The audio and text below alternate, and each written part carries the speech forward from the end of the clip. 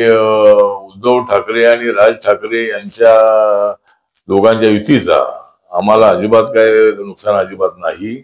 उलट या दोघांच्या एकत्र येण्यामुळे आमचा फायदाच आहे. मराठीच्या मुद्द्यावर हे दोघे एकत्र आलेले आहेत. पण त्या मराठी मतांमध्ये 20% मतं 20-22% मतं आमच्या बाजूला आहे. ती मतं आम्हाला मिळणार आहेत. सगळी मराठी मतं त्यांना मिळणार नाहीत. त्यामुळे त्या दोघांनी आता आपल्या बेसच्या पतपेढीची निवडणूक ते लढले आणि एक जागा त्यांची निवडून आली नाही. त्यामुळे त्यांचा हा फुसका बहार आहे. या दोघांचा एकत्र येण्याचा फुसका बहार आहे आणि येणाऱ्या निवडणुकीमध्ये त्यांची हार आहे. त्यामुळं ते निवडणुकीमध्ये हरणारच आहेत आणि मुंबई महानगरपालिकेवर आमच्या महायुतीचा झेंडा फडकेल आणि रिपब्लिकन पक्षाला एक डेप्युटी मेयर पत्र मिळालं पाहिजे अशी आमची मागणी आहे. नाही, ते मुंबईला निघालेले आहेत. मी सुद्धा मुंबईला निघालेलो आहे.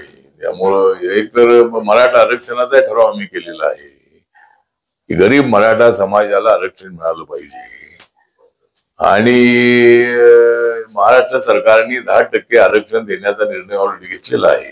त्याची अंमलबजावणी महाराष्ट्रात सुरू आहे. पण माननीय मनोज जरांगे पाटील यांचा आग्रह असा आहे की सगळ्या मराठ्यांना ओबीसी म्हणून आरक्षण द्या. तसं देणं हे शक्य नाही, कारण ओबीसी समाजाला अगोदरच आरक्षण कमी मिळालेलं आहे. त्यांची संख्या आता जनगणनेनंतर किती नक्की आहे ते कळेल. पण कालेलकर कमिशनच्या अभ्यासाप्रमाणे 52% ओबीसी आपल्या देशामध्ये आहे असं त्यांचं म्हणणं होतं. पण व्हीपी सिंग यांच्या काळामध्ये मंडल आयोगाच्या शिफारशी मान्य करत असताना त्यांना 50%च्या पुढे जाता आलं नाही आणि त्यामुळं शेड्यूल कास्टला 15% आरक्षण, शेड्यूल ट्राईबला 60% आरक्षण, असं 22.5% आरक्षण आहे आणि म्हणून 50%च्या पुढे जाता येत नाही म्हणून 27% आरक्षण ओबीसीना देण्यात आलेलं आहे. तर मला असं वाटतं की मराठा समाजाला आरक्षण देताना ओबीसी समाजावर अन्याय नको अशी आमची भूमिका आहे.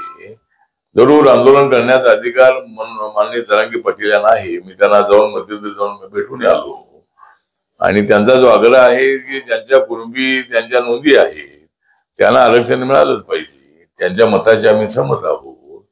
पण सर्व मराठ्यांना ओबीसी म्हणणं हे थोडं शक्य होणार नाही आहे आणि आमच्या केंद्राचे आणि आता जो इकॉनॉमिक विकास सेक्शनला आरक्षण दिलेलं आहे त्याच्यामध्ये मराठा समाजालाही फायदा आहेच आहे.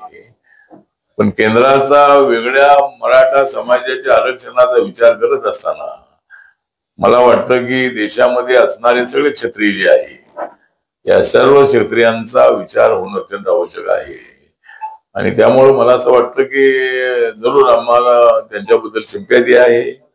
मनोज जरांगे पाटील यांनी मराठा समाज खडबडून जागा केलेला आहे, पण शांततापूर्ण आंदोलन करण्याचा त्यांना अधिकार आहे. पण तत्पूर्वी मला असं वाटतं की आज 28 तारीख आहे आणि एखादी बैठक जी आहे ही मुख्यमंत्र्यांच्या सोबत त्यांच्या शिष्टमंडळाने भेट घ्यावी आणि त्यांची मतं त्यांच्या समोर मांडावी आणि सरकारला जे काय करणं शक्य आहे, देवेंद्र फडणवीस आहेत, एकनाथ शिंदे आहेत, अजितदादा पवार आहेत, हे तिन्ही नेते अत्यंत सक्षम असणारे नेते आहेत. त्यामुळे ते याच्यातून नक्की तोडगा काढण्याचा प्रयत्न करतील. जरी देवेंद्र फडणवीस ब्राह्मण असले तरी ते सगळ्या महाराष्ट्राचे मुख्यमंत्री आहेत, ते मराठा समाजाचे मुख्यमंत्री आहेत, ते सगळ्या बहुजनांचे मुख्यमंत्री आहेत. त्यामुळं त्यांच्यावर ब्राह्मण जातीचा ठपका त्यांच्यावर लावता कामा नये. ते 14 ते 19 5 वर्ष राज्याचे मुख्यमंत्री राहिलेले आहेत आणि त्यामुळं मला असं वाटतं की माननीय जरांगे पाटील यांनी मुख्यमंत्र्यांना टार्गेट करू नये. त्यांच्या काही अडचणी आहेत, कोर्टाच्या काही अडचणी आहेत, या सगळ्या बाबी तपासून काय निर्णय सरकार घेऊ शकतं, राज्य सरकार. याचा जो एक वैचारिक किंवा थोडासा सॉफ्ट असे भूमिका जी आहे ती माननीय जरांगे पाटील यांची असावी. त्यांनी मुख्यमंत्र्यांना एकेरीमध्ये बोलू नये, त्यांनी आदराने त्यांना बोलणं अत्यंत आवश्यक आहे. आम्ही जरांगे पाटील यांच्या सोबत आहोत आणि सर्वात अगोदर मी मागणी केलेली आहे की मराठा समाजाला आरक्षण मिळालं पाहिजे.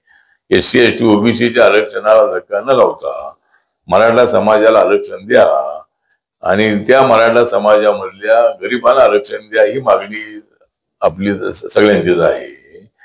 त्यामुळं याच्यातून काहीतरी मार्ग निघेल असा मला विश्वास आहे. माननीय मुख्यमंत्र्यांनी ताबडतोब एखादी बैठक बोलवावी आणि आंदोलन जे आहे ते आंदोलन जास्त तापणार नाही याची खबरदारी सुद्धा सरकारने घेणं अत्यंत आवश्यक आहे आणि याच्यातून मार्ग काढण्याचा प्रयत्न करावा अशा पद्धतीची आपली मागणी आहे. आणि त्यानंतर आता रिपब्लिकन पक्षामध्ये अनेक गट आहे, पण जो रिपब्लिकन पार्टी ऑफ इंडिया आमचा ग्रुप जो आहे हा ग्रुपच खरा रिपब्लिकन पक्ष आहे आणि तो जनमानसांमध्ये पोचलेला रिपब्लिकन पक्ष आहे. गावागावाशी त्याची नाळ जोडलेला रिपब्लिकन पक्ष आहे आणि या पक्षामध्ये बौद्ध समाज तर आहेच आहे, पण आमची आता मातंग आघाडी आहे, मराठा आघाडी आहे, ओबीसी आघाडी आहे, मायनॉरिटी आघाडी आहे, जैन आघाडी आहे, अशा अनेक आघाड्या आम्ही स्थापन केलेल्या आहेत. इतर महिला आघाडी किंवा इतर सगळ्या तर आघाड्या आहेतच आहेत, पण सर्वांना एकत्र करण्याचा आमचा प्रयत्न आहे.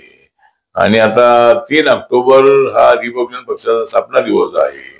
महाड हे आमच्यासाठी अत्यंत क्रांतिकारक अशा पद्धतीचं एक शहर आहे. चौदार तळ्याचा सत्याग्रह बाबासाहेबांनी ज्या ठिकाणी केला त्या ठिकाणी 19 आणि 20 मार्च 1927 हा बाबासाहेबांनी सत्याग्रह केलेला होता आणि हा त्या महाड या ठिकाणी 3 ऑक्टोबरला प्रत्येक वर्षी आरपीआयच्या वतीनं हा वर्धापन दिन साजरा करण्यात येतो आणि त्याला हजारोच्या संख्येने लोक महाराष्ट्रातून येतात. तर या वेळेला महाडला 3 ऑक्टोबरला कार्यक्रम होत आहे आणि प्रकाश मोरे या कार्यक्रमाचे मुख्य संयोजक आहेत. तर तोही कार्यक्रम आमचा होणार आहे.